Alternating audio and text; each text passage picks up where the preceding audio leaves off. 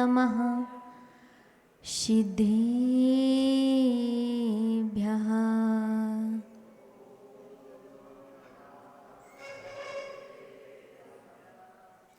मुक्ता मुक्ते किरूपो यः कर्मभिः संविदादिनाम् अक्षयं परमात्मानं ज्ञानमूर्ति नमामि तं ज्ञानमूर्ति नमामि तं। नमो अरिहन्ताणं नमो सिद्धाणं नमो आयर्याणं नमो उवझायाणं नमो लोय सव्यसाहुणम्। जय बोलिए अनंत अनंत सिद्ध परमेश्वरी भगवान की, 24 तीर्थंकर भगवान की, परम पूज्य आचार्य कुंद कुंद देव की, परम पूज्य निमित्त ज्ञानी वात्सल्य रत्नाकर गणाचार्य गुरुदेव आचार्य विमल सागर जी महामुनि राज्य की, परम पूज्य भारत गौरव गणाचार्य गुरुदेव आचार्य श्री विराग सागर जी महामुनि राज्य की, परम पूज्य चर्यासरणी पट्टाचार्य श्री विशुद्ध सागर जी महामुनि राज्य की, अहिंसामय विश्व धर्म की,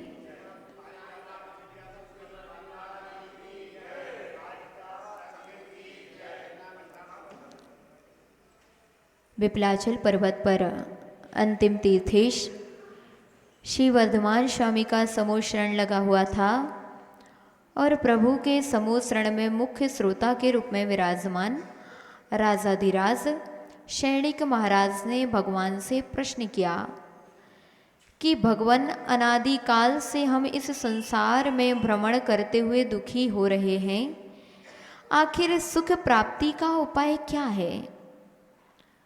जिनेन्द्र भगवान ने अपनी दिव्य देशना में कहा, भूषैणिक, संसार से पार होने का और सुख की प्राप्ति का यदि कोई उपाय है तो वह है सम्यक दर्शन। बिना सम्यक्त के इस जीव के लिए 3 काल में भी सुख की प्राप्ति नहीं हो सकती। आचार्य महाराज ने कहा, ना सम्यक्त समम किंचित त्रैकाल्ये त्रिजगत्यपि श्रेयो श्रेयास्य मिथ्यात्वे शमम नान्यत तनुभृताम।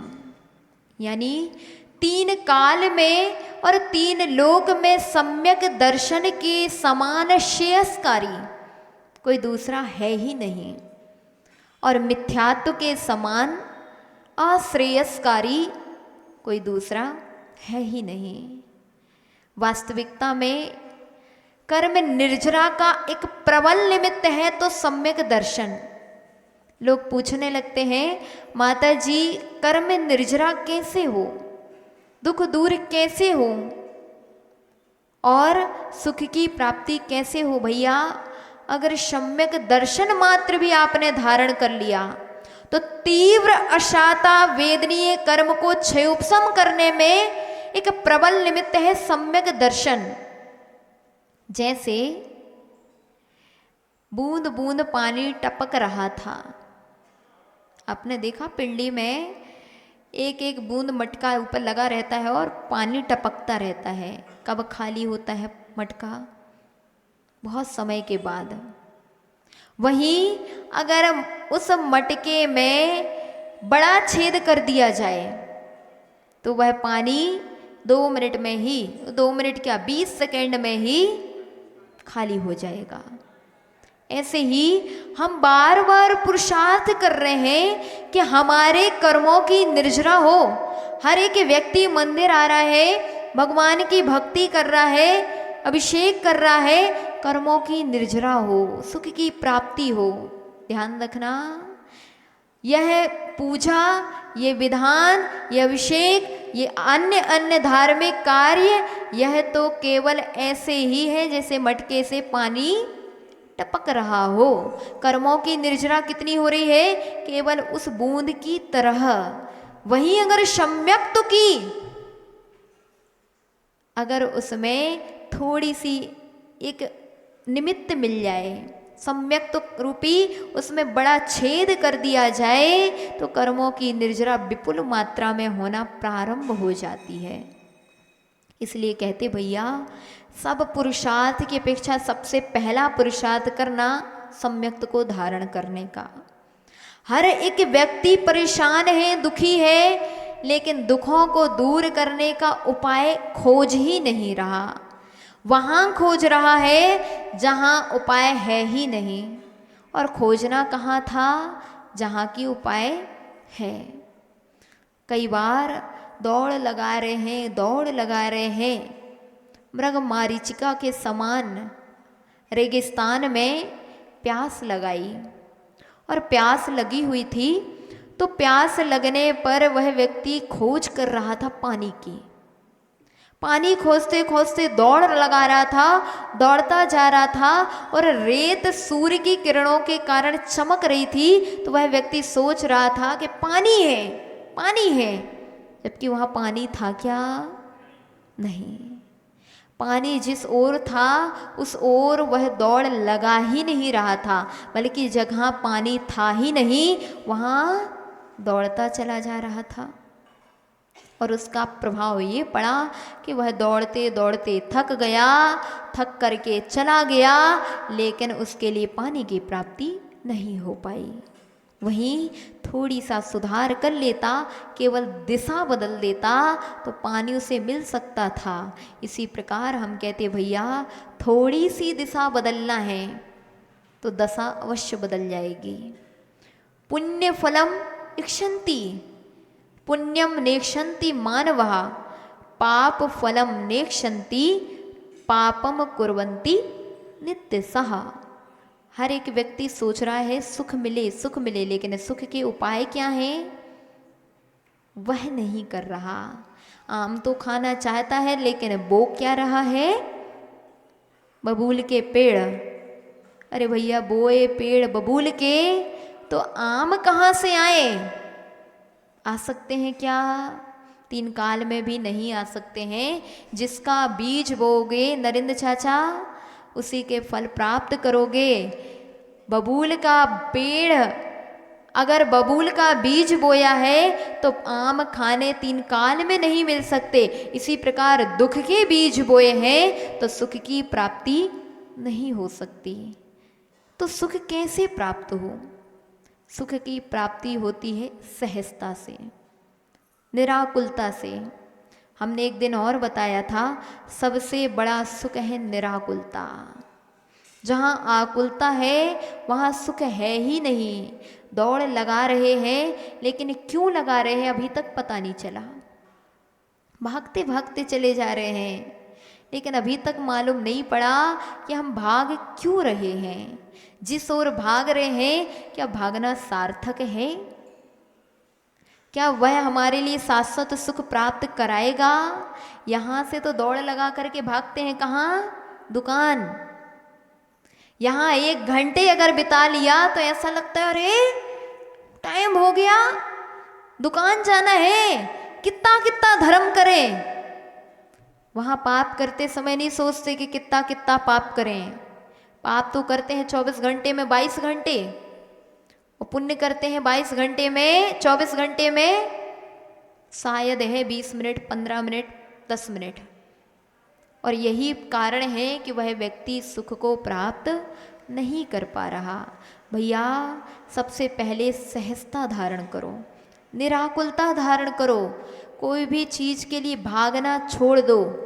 भागने से फायदा नहीं है। जब तक पुण्य नहीं है तब तक तुम कितने भी भाग लो, मिलने वाला नहीं है। और वहीं पुण्य होता है तो भागना नहीं पड़ता, वह अपने आप भाग करके आपके पास चला आता है। हर व्यक्ति आज वर्तमान में देखते हैं, खुद तो सम्मान चाहता है, लेकिन दूसरे का सम्मान करना नहीं चाहता।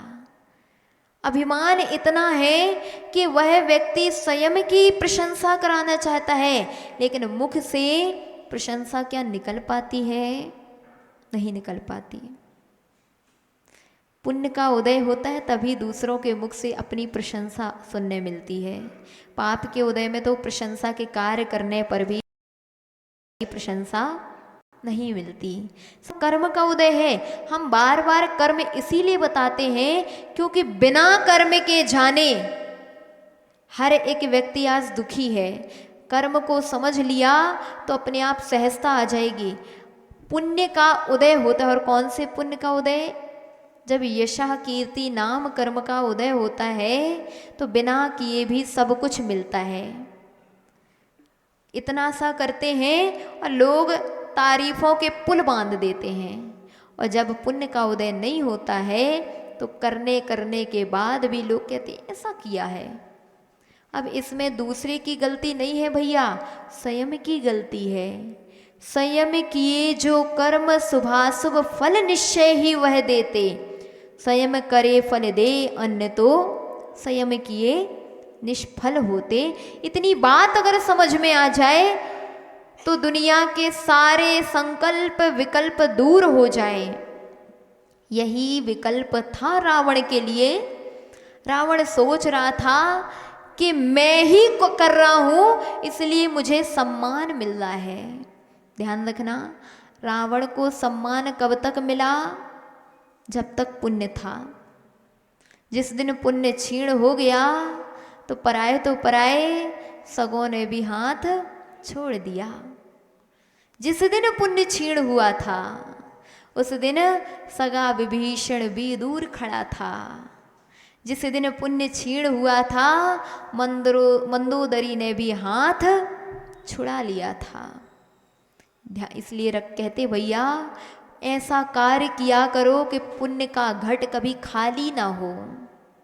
लोग सोचते हैं हमने तो दर्शन कर लिए, पूजा कर ली, पुण्य का घट भर गया। भैया इतने मात्र से नहीं भरता। पुण्य का घट बहुत मुश्किल से भरता है। पानी को नीचे गिराने में तो समय नहीं लगता, लेकिन पानी को ऊपर चढ़ाने में बहुत पुरुषार्थ करना पड़ता है। कितना पुरुषार्थ करना पड़ता है? 3 मंजिल ऊपर से जब पानी फेंकते हैं तो 1 मिनट लगता है और पानी नीचे आ जाता है। लेकिन वही पानी ऊपर चढ़ाने के लिए बड़े बड़े पंपों का प्रयोग करते हैं, बड़ी बड़ी मशीनें लगाई जाती हैं, तब कहीं ऊपर पानी चढ़ पाता है। ऐसे ही भैया विचार हमारे कितनी जल्दी विकृत हो जाते हैं। किसी ने पूछा नहीं, अरे आ गए भैया, तो अभिमान आ जाता है। और तो क्या, अगर साधु के पास गए और साधु ने हाथ नहीं उठाया तो भी ऐसे महाराज हैं, हमारे लिए आशीर्वाद तक नहीं दिया, उनको दिया उनको दिया उनको दिया उनको दिया और हमारे लिए हाथ तक नहीं उठाया। कल से हम जाएंगे ही नहीं।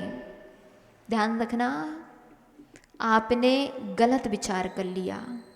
अरे साधु के पास जाने मात्र से साता वेदनी कर्म का आश्रय होता है। लेकिन आपको लग रहा था कि हाथ उठाएंगे तो साता माता गई एक तरफ, हमें तो सम्मान चाहिए था। क्यों गए थे? सम्मान लेने। दुनिया से सम्मान चाहिए सो चाहिए, किससे चाहिए सम्मान? अब साधुओं से भी सम्मान चाहिए है। ध्यान रखना, वहाँ सम्मान चाहिए नहीं पड़ता है, वहाँ सम्मान करना पड़ता है। जो जीव जितना साधुओं का सम्मान करता है, जो जीव जितनी देव शास्त्र गुरु की विनय करता है, उसके लिए मांग करके सम्मान कराना नहीं पड़ता। उसका सम्मान तो जहां वो चला जाता है वहां अपने आप उसका सम्मान होने लग जाता है। हरिवंश पुराण पढ़ रहे थे, बहुत सुंदर उल्लेख आया कि रुक्मणी का जीव जहां जा रहा था वहां दुख प्राप्त कर रहा था, जहां जा रहा था दुत्कारा जा रहा था। अपने सगे भाई, सगे बहन, सगे माता पिता भी उसके लिए तुच्छ समझ रहे थे, दुत्कार रहे थे। सोच रही थी बेचारी रुक्मणी कि मैंने ऐसा पूर्व में क्या कर्म किया जो मेरे सगे भी मेरे लिए सम्मान नहीं दे रहे। किया तो था, किया था, इसलिए सगे भी सम्मान नहीं दे रहे थे। वहीं दूसरी ओर कहानी पढ़ी वसुदेव की। वसुदेव जहाँ जाते थे वहाँ पराये भी उनके लिए सम्मान करते थे। पहचान नहीं रहती थी, लेकिन जहाँ जाते थे वहाँ उनके लिए लाभ ही लाभ होता था। क्या कारण था? एक का पुण्य का उदय था, एक का पाप कर्म का उदय था। जो जीव पूर्व भाव में जो लेकर के आया था वही उसको आज मिल रहा था। रुक्मणी दुखी हो रही थी और वसुदेव फूले नहीं समा रहे थे। वाह कितना पुण्य है! ये नहीं सोच रहे थे कि मैंने ही तो किया था, पूर्व में मैंने ही ऐसा कार्य किया था। क्या किया था?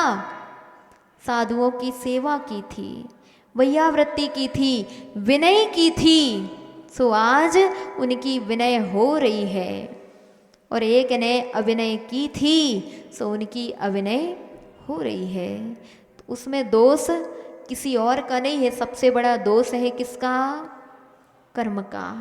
अरे दोनों परिस्थितियों में सम्यक दृष्टि विचार करता है, सम्मान मिल भी गया तो भी क्या फायदा, क्षणिक है।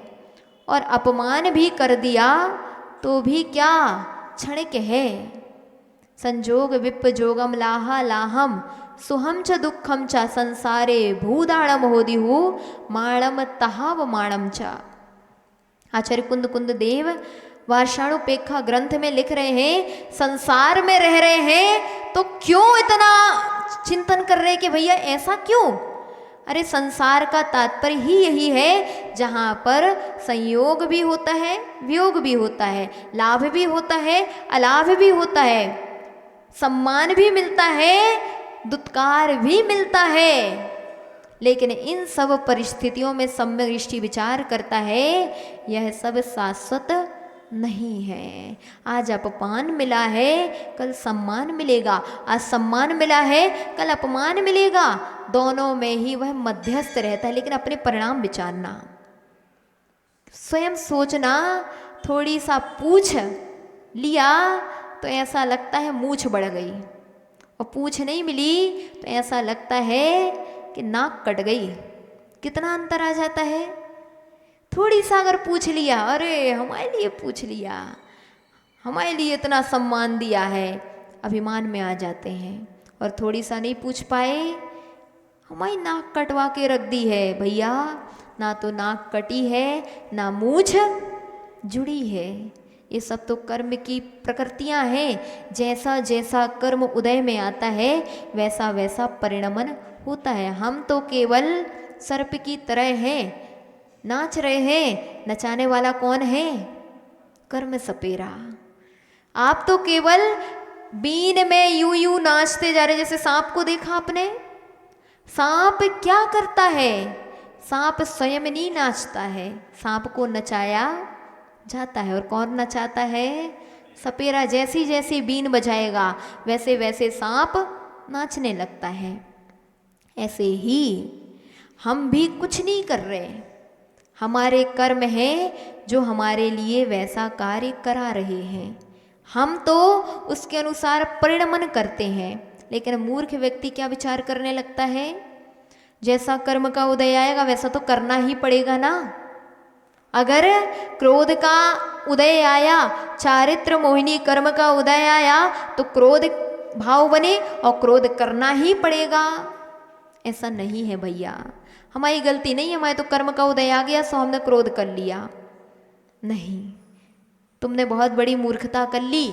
तुम कर्म से बच भी सकते थे, लेकिन तुमने बचा नहीं। तुम उस रंग में रंग गए। जैसे होली आती है, होली आती है जब आप ही चाहते हो कि हमें होली खेलना है, तभी तो होली में आपको रंग लगाया जाता है। ऐसे ही होता ना। घर के बाहर जब निकलोगे तभी तो रंग लगेगा, और घर के अंदर रहोगे, गेट लगे हुए हैं, कौन रंगने वाला है? ऐसे ही कर्म आए हैं, कर्म रूपी मित्र आए हुए हैं, और वो गेट खटखटा रहे हैं, आओ भैया। और तुमने गेट खोल दिए, मित्रों ने आकर के रंग उड़ेल दिया। तुम समझदारी उतने समय कितनी रख लेते हो रानू भैया, कितनी समझदारी रखते हैं। जब होली आती है उस समय हम सोच लेते हैं हमें होली नहीं खेलना, व्यर्थ में पैसा व्यतीत बर्बाद जाएगा, शरीर खराब होगा, पानी खराब होगा, हम घर में ही रहेंगे, हमें होली वोली नहीं खेलना। समझदारी रखते ना, क्या करते हैं, गेट लगा लेते ना। मित्र आते हैं तो भड़बड़ाते रहो पर हम नहीं सुनेंगे। करते कि नहीं करते? इतनी समझदारी तब रखते हैं जब हमारे मित्र रंग लेकर के आते हैं, लेकिन इतनी समझदारी तब क्यों नहीं रखते जब कर्म रूपी मित्र हमारे लिए यहाँ पर द्वार खटखटाने आते, भैया आओ बाहर आओ कषाय करो, तब तो हम तुरंत गेट खोल देते, अरे आ गए, आओ भैया। उस समय भी समझदारी रखना चाहिए थी जिस समय कर्म आते हैं। और ध्यान रखना, क्रोध आ रहा है, कषाय आ रहा है, हो सकता है निमित्त कोई और हो, लेकिन क्रोध कब आएगा? जब हमारा चारित्र मोहिनी कर्म का उदय आएगा। बिना चारित्र मोहिनी कर्म के वह क्रोध आता भी नहीं है। जिसका जितना मंद मंद चारित्र मोहिनी कर्म होगा उतना उतना उसके लिए क्रोध शांत होता चला जाएगा। कौन? कषाय जन्य क्रोध, कषाय जन्य कर्म, जिसका जितना जितना उपशमन होगा। इसलिए कहते भैया क्या करना चाहिए, चिंतन करना चाहिए कि हम कषाय के निमित्तों में भी कषाय नहीं करेंगे तो क्या होगा? कर्म आया तो, लेकिन हमने उसका परिणमन नहीं किया, हमने गेट नहीं खोला, वह कर्म वैसे ही लौट जाते हैं जैसे मित्रों के लिए हमने गेट नहीं खोला। अरे वो भड़भड़ाता रहेगा लेकिन हमने खोला नहीं तो क्या करेगा? चला गया ना। इसी प्रकार हमारे लिए भी कषायों से बचना चाहिए। नहीं, तुरंत आई कषाय और हम भड़बड़ा गए, तुरंत मुख से बुरे शब्द निकल गए, हमने बुरी प्रवृत्ति कर ली। अरे भैया उस समय थोड़ा सा विचार किया करो, क्षण के क्रोध भी हमारे लिए कितनी बड़ी क्षति करा सकता है। थोड़ी सा क्रोध ही तो वशिष्ठ मुनि महाराज के लिए दुर्गति का पात्र बना गया।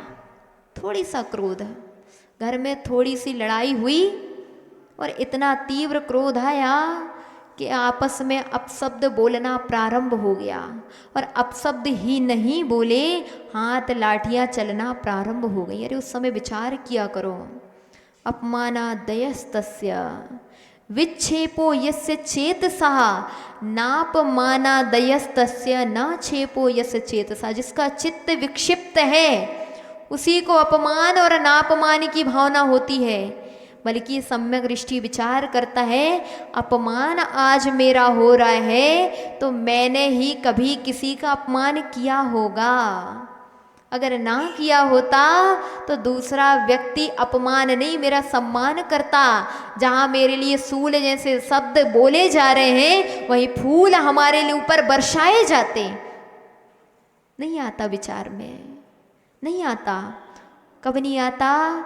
जब तीव्र क्रोध का परिणमन होता है तब हम 4 बोलते हैं, वो 8 बोलता, हम 8 बोलते हैं, वो 16 बोलता। और ऐसी लड़ाइयाँ होती हैं कि घर में 4 लोगों की ठनती है और 400 लोग आकर के मजे लेते हैं। क्या हुआ? क्या हुआ? ऐसा भी हो गया कि बाहर निकलने में भी शर्म आने लगी। भैया सबसे बड़ा अगर कोई कर्म है तो वह है मोहिनी कर्म। कौन सा कर्म? मोहिनी कर्म। दुनिया से मोह तो रखते हैं, किनसे मोह है? बच्चों से मोह है, माता पिता से मोह है, पत्नी से मोह, पति से मोह, कुटुंबियों से मोह है।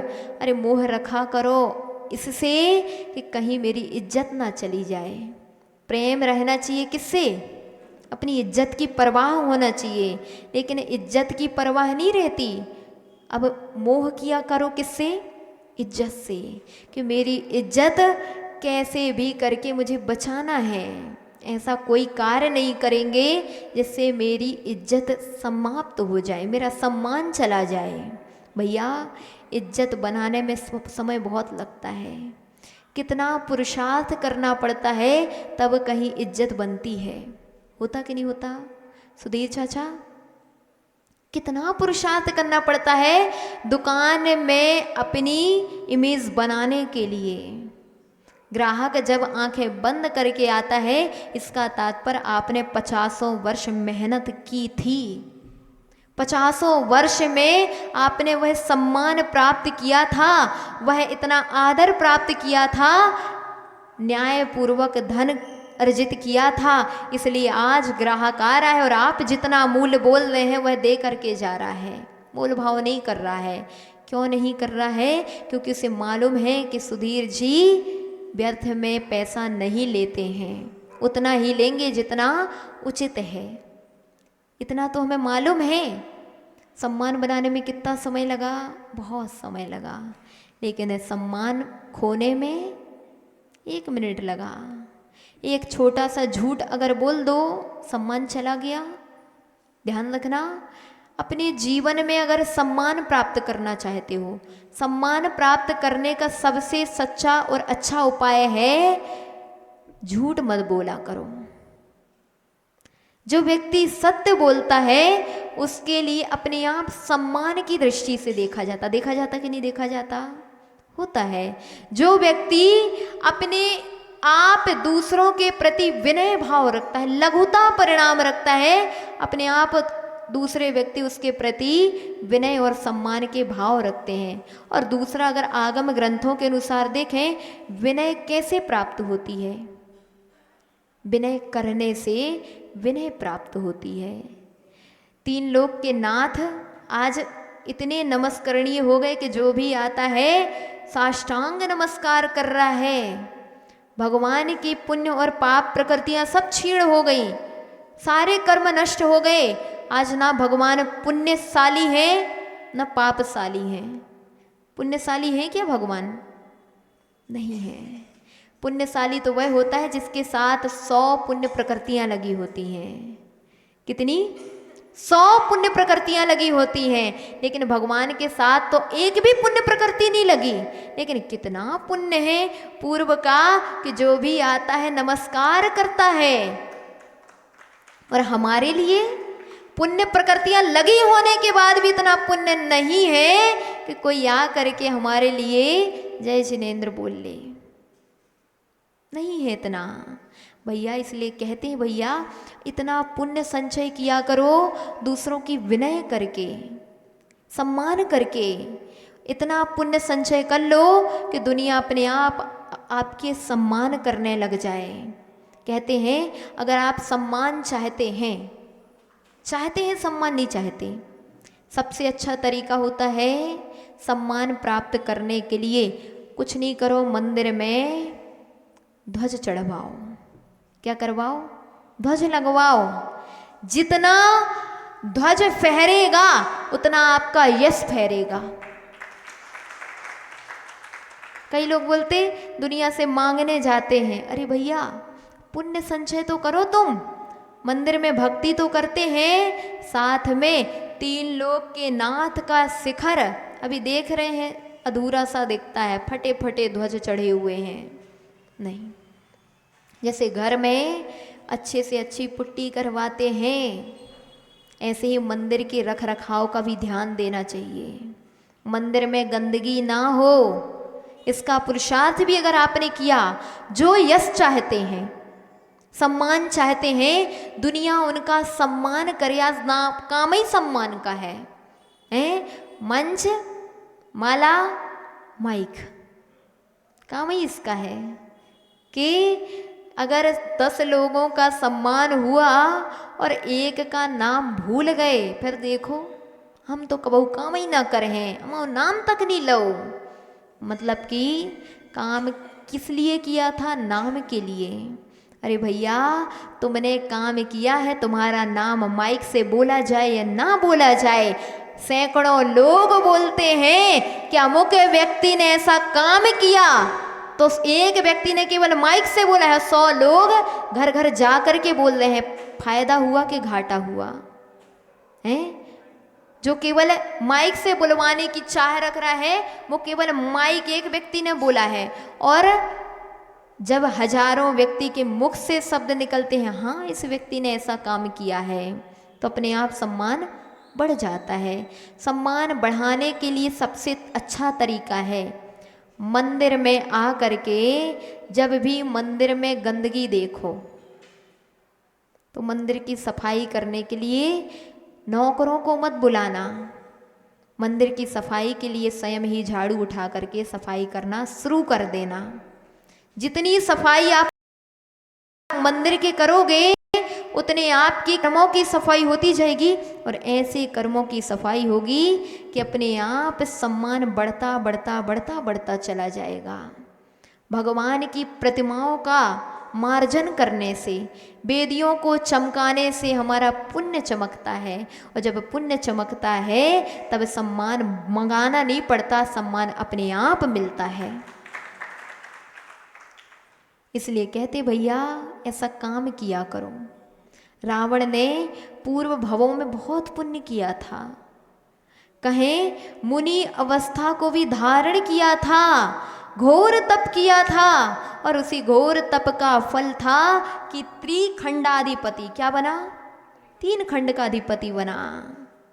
कितने मुकुटबद्ध राजा नमस्कार कर रहे थे, 16,000। कितने, 16,000 मुकुटबद्ध राजा नमस्कार कर रहे थे। 7 रत्न यूं ही उसकी सेवा में तत्पर थे, 7,000 देव जिसकी सेवा में तत्पर रहते थे। कहाँ से पुण्य आया, पूर्व में किया था, लेकिन इस भाव में उसने थोड़ी सा किंचित क्या कर लिया था, ऐसा कार्य कर लिया था कि सम्मान भी अपमान में ऐसा परिवर्तित हुआ, ऐसा परिवर्तित हुआ कि आज वर्तमान में कोई भी व्यक्ति अपने बेटे का नाम रावण नहीं रखना चाहता। दुनिया में आपको राम बहुत मिलेंगे, महावीर बहुत मिलेंगे, ऋषभ बहुत मिलेंगे, लेकिन बताओ रावण कहीं मिला क्या? ऐसा कोई एक आध व्यक्ति मिल गया हो जिसका नाम रावण हो? नहीं मिला। क्यों नहीं मिला? इसीलिए नहीं मिला क्योंकि उसने एक छोटा सा कार्य कर लिया था अपमानजनक, और ऐसा अपमानजनक कार्य किया कि उस भाव में तो उसके लिए अपमान मिला सो मिला। आज पूरे 3रे 4थे नरक में जा कर के अपमान ही झेल रहा है। इसलिए कहते भैया ऐसा छोटा सा भी कार्य मत करना, इतना सा भी हमारे मुख से शब्द ना निकल जाए कि औरों के लिए कष्ट हमारे निमित्त से हो जाए। जब भी बोलो तो मीठा बोलो। कैसे बोलो? जैसे कि मिश्री बरस रही हो, जैसे चाय में तो मीठा ना हो तो जल्दी से शक्कर डाल लेते हो, ऐसे मुख में मिठास ना हो तो इसमें भी थोड़ी बाणी में मिठास घोल लिया करो कि अच्छा नहीं लग रहा। जब चाय मीठी नहीं लगती अगर मीठा ना हो तो उसमें शक्कर कम डली हो, शक्कर कम है। ऐसे ही विचार किया करो कि हमारे मुख में बाणी में मिठास कितनी है। जितना मीठा बोलोगे, जितना मीठा बोलोगे अपने आप आपको सम्मान प्राप्त होता चला जाएगा। जितने वाणी में मधुरता आती चली जाएगी। आचार्य श्री हमेशा बोला करते थे, बोले सम्मान प्राप्त करने का एक सही उपाय है। बोले ज़्यादा पढ़ाई लिखाई वाले व्यक्ति ऐसा नहीं है कि उसके लिए सम्मान मिलता हो, एक कम पढ़े लिखे व्यक्ति के लिए भी सम्मान की दृष्टि से देखा जाता है। कब? जब वह व्यक्ति मीठा बोलता है, औरों को आदर देता है, तो उसके लिए भी ऐसा आदर मिलता है जितना कि एक लखपति करोड़पति व्यक्ति को भी ना मिलता होगा। होता कि नहीं होता? कई बार मंदिर में आता है व्यक्ति, खूब पैसा है, खूब धन दौलत है, लेकिन दूसरा व्यक्ति उसको मुंह सिकोड़ करके निकल जाता है। क्यों? इसलिए निकल रहा है क्योंकि उसको अभिमान है। काहे का? पैसों का। अरे काहे का अभिमान करना है? पैसा हाथ का मैल है, तुम्हारे लिए है, कौन हमारे लिए है? कोई सोचे हम तो इतने धनवान, हम तो इतने पैसे वाले। अरे भैया पैसा तुम्हारे लिए फल देगा, हमारे लिए तो कुछ नहीं देने वाला। जब हमारे लिए कुछ नहीं देने वाला तो तुम जब मीठा बोलोगे तो ही हम सम्मान करेंगे। करोड़ों रुपए का सम्मान हम नहीं करते। इसलिए बोलते हैं कि करोड़ों रुपए से कुछ नहीं होता, अरबों रुपए से कुछ नहीं होता, सम्मान मिलता है आपके व्यवहार से, आपकी वाणी से। इसलिए बोलते भैया हमेशा मीठा बोला करो। जितना मीठा बोलते जाओगे उतना उतना दुनिया में आपका सम्मान बढ़ता बढ़ता चला जाएगा। और एक दिन ऐसा भी आता है जब मीठी वाणी जो बोलता है उसी की दिव्य ध्वनि तो खिरती है, हैं? तीर्थंकरों की दिव्य देशना कैसे खिरी? क्यों अच्छी लगती है तीर्थंकरों की दिव्य देशना? इसीलिए अच्छी लगती है पीयूष भैया, इसीलिए अच्छी लगती है क्योंकि उनने पहले मीठा बोल बोल कर कितना पुण्य का संचय कर लिया था कि जहाँ उनने तीर्थंकर जैसी पुण्य प्रकृति का बंद किया, आज 100 योजन के लोग भी सुन करके आनंदित होते। 1200 किलोमीटर तक के, कितने 1200 किलोमीटर के, और इधर पे अगल बगल के लोग सुन करके भी मुंह सिकोड़ते हैं। क्यों? क्योंकि आपकी वाणी में मिठास नहीं है, वाणी में केवल बुराइयां दिखाई पड़ रही हैं। इनकी निंदा, उनकी निंदा, उनकी निंदा, उनकी निंदा मत किया करो। किसी की निंदा करने से नीच गोत्र का आश्रय होता है और अपनी निंदा करने से उच्च गोत्र का आश्रय होता है। इसलिए पर की निंदा करने की अपेक्षा अपनी निंदा किया करो। कभी भगवान के चरणों में आ करके ये तो बोला करो कि हमने दिन भर में इतने पाप किए।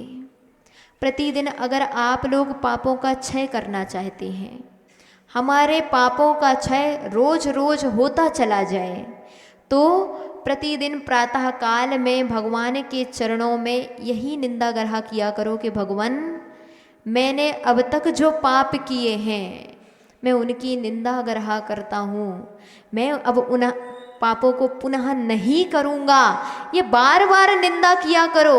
लेकिन करते क्या है? किसकी निंदा? किसकी? औरों की निंदा। दूसरों की निंदा कर रहे थे, दूसरों को बुरा कह रहे थे, और बुरा कहने से भैया वो बुरा हुआ सो नहीं हुआ, लेकिन हमारा बुरा जरूर हो गया। अरे आप अपनी निंदा करते, अपनी बुराई करते, सो बुरा नहीं, आपको तो बुरा मिलता।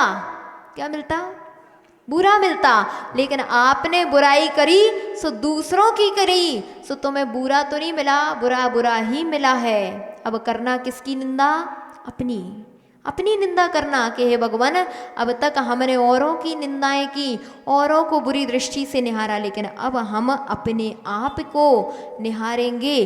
24 घंटे में हम कितने कर्म कर रहे हैं, उन कर्मों का लेखा जोखा करेंगे कि हमने कितने कितने कर्मों का आश्रय कर लिया। हम रोज रोज इसी बात को इसलिए दोहराते हैं क्योंकि पर चिंता तो दुनिया कर रही है। किसकी चिंता पड़ी हुई है? दूसरों की चिंता पड़ी हुई है। लेकिन धन्य है वह जीव जो स्वात्म में चिंता करते हैं, अपनी चिंता करते हैं। आचार्य महाराज ने कहा उत्तमा स्वात्म चिंता स्यात्, मोह चिंता च मध्यमा, अधमा काम चिंता स्यात्, पर चिंता धमा धमा। किसकी चिंता कर रहे हैं? पर की चिंता कर रहे हैं। पर की चिंता मत करो, अपनी चिंता करो, अपने बारे में चिंतन करो। चिंता नहीं, क्या करो? चिंतन करो। चिंतन प्रारंभ हो गया तो आपके लिए कर्मों की निर्जरा। और जहाँ तक चिंता चल रही है, कई लोग सोचते क्या हुए, क्या होगा आगे चल करके, कैसे होगा। चिंता नहीं करना पड़ता ही है, चिंता नहीं किया करो।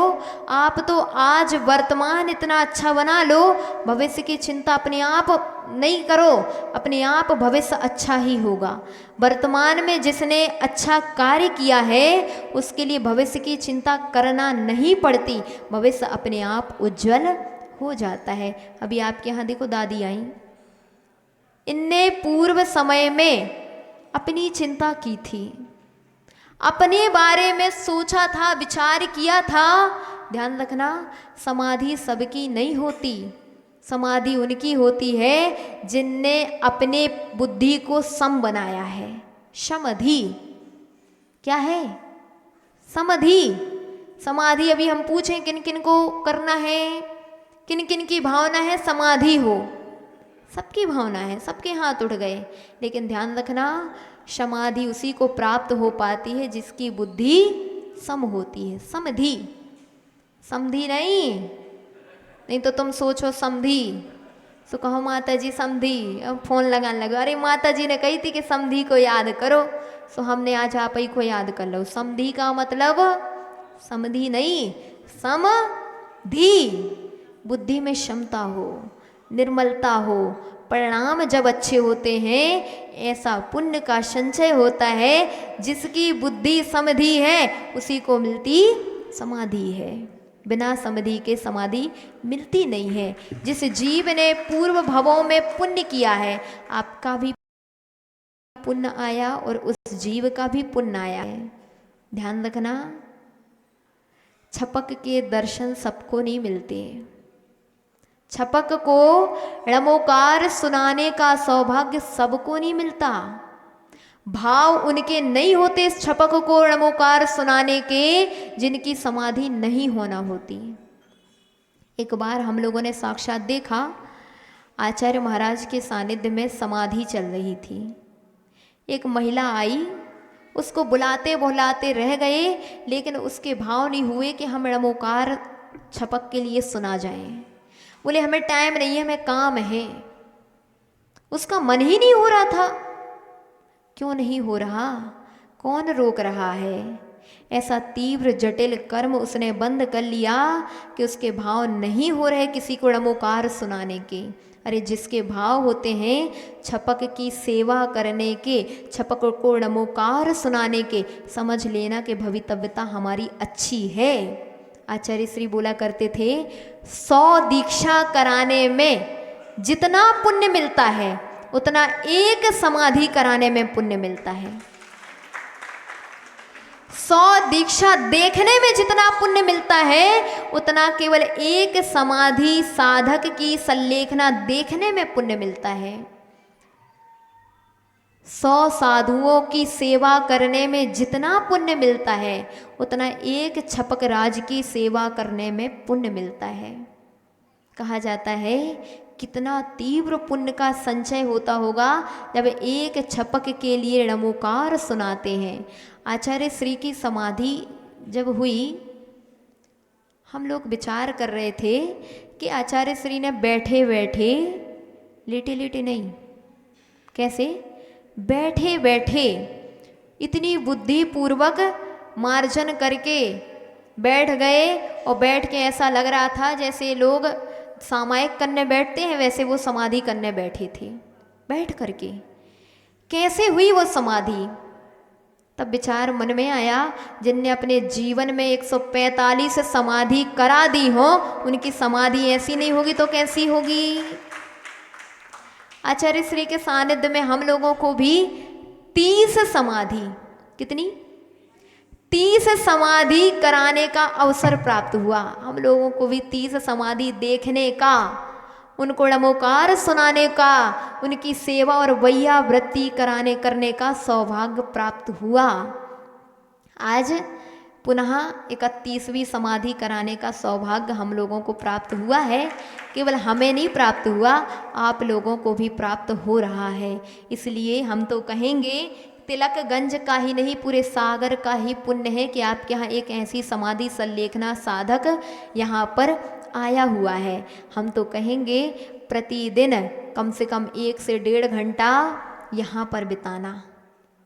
हम कुछ नहीं कर सकते, कम से कम णमोकार तो सुना सकते हैं। हम कुछ नहीं कर सकते, हम उनकी मृत्यु को रोक नहीं सकते, लेकिन उनकी मृत्यु को महोत्सव जरूर बना सकते हैं। इसलिए आपके यहाँ भी पुण्य का उदय आया है। क्या नाम है दादी का? संतोष, श्रीमती संतोष रानी आपके सागर की ही हैं और आपके ही नगर की एक बहुत अच्छी श्राविका हैं, जिनके भावना बनी कि हमारे लिए संलेखना समाधि करना है।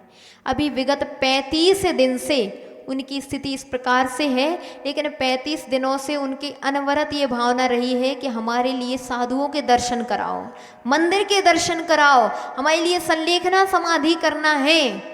और उनका 35 दिन के बाद आज 36वें दिन ऐसा पुण्य का उदय आया कि आज उनके लिए रत्नात्रयधारी का सानिध्य मिल गया। भगवान उनके पास जा करके दर्शन कराने गए। इतने दिन से शायद दर्शन नहीं हुए होंगे भगवान के, लेकिन आज जिन प्रतिमा, भैया ने बोला, जय कुमार जी ने बोले माता जी आज इनको दर्शन करा दे भगवान के। हमने कहा अच्छी बात है। ऊपर से प्रतिमा उठा करके लाए और भगवान के दर्शन आज उनको करने का सौभाग्य प्राप्त हुआ। कितना सौभाग्य! तिलकगंज में आते ही उनका ऐसा सौभाग्य जागृत हुआ। भगवान के चरण सानिध्य में सप्तम प्रतिमा के व्रत लिए उन्होंने, और हो सकता है कि आगामी समय में छुल्लिका दीक्षा को लेकर के भी वह व्रती बन करके, महाव्रती बन करके भी संलेखना समाधि करें। जितना समय आप लोग घर में से निकाल सकते हैं। हम कहेंगे यहाँ पे तो बारिश होने वाली है, अभी तो कल बारिश हुई थी, ये बारिश तो केवल तन को गीला कर रही है, लेकिन अभी जो बारिश हो रही है आपके यहाँ, ये बारिश कल से आ गई है, और ये बारिश आपके आत्मा को ऐसा गीला करेगी जो कर्म रूपी कालिमा लगी हुई है, पता नहीं कितनी मात्रा में धो देगी अगर आपने छपक को णमोकार सुनाया तो। इसलिए ऐसा मत सोचना नहीं हमें टाइम नहीं है। दोपहर में भी, शाम को भी, रात को भी, जब भी समय मिले ऊपर आना, 1 घंटा कम से कम णमोकार जरूर सुना करके जाना। अगर 1 घंटा णमोकार आपने प्रतिदिन छपक को सुनाया, आपके लिए ऐसा भी दिन आएगा जब आपको भी णमोकार सुनाने वाले मिलेंगे। समय आपका हो चुका है। हम सभी ऐसा ही पुरुषार्थ करेंगे कि दादी की संलेखना समाधि निर्विघ्न रूप से संपन्न हो। आज हम लोगों ने देख लिए पुण्यात्मा तो बहुत है कि जहाँ 3 लोक के नाथ अपने आप उनके द्वार पे चले आए और उनके सामने उन्होंने व्रत अंगीकार किए, तो जरूर वह पुण्यात्मा जीव है। उनके पुण्य में हम सभी सहभागी बन करके अपना भी पुण्य संचय करेंगे। ऐसी मंगल भावना के साथ जय बोलिए परम पूज्य गणाचार्य गुरुदेवाचार्य शिवराग सागर जी महामुनि राज की।